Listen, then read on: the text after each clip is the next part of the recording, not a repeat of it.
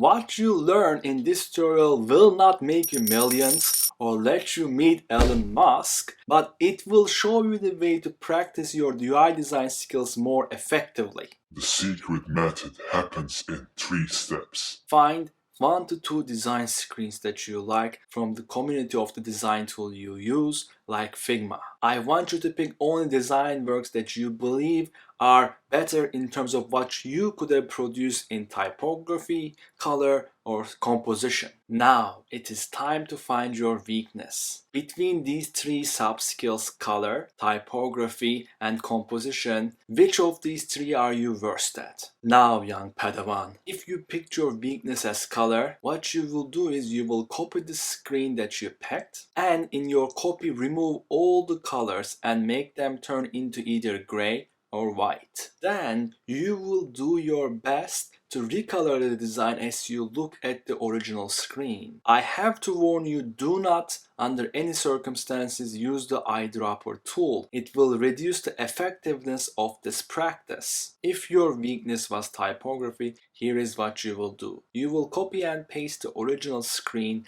and remove all the type styles and also the families. Make the family into Roboto, I don't care. Then you will do your best to replicate the text styles and guess the right typography family the best you can. I'm warning you again, do not under any circumstances look at the right sidebar for the original screen to see what font family or text styles they used. This will reduce the effectiveness of this practice. If your weakness was composition, here is what you will do. You will copy the screen that you found, then you will change all the positions of the elements from text to cards, etc., and you will make it all like a jungle. Then what you will do is you will rearrange the screen as you look at the original screen so that you will improve your alignment and spacing skills. Do not under any circumstances use the Figma ruler tool or the option tool to gauge the distance or the alignment. I hope this video helped you understand how you can improve your UI design skills better,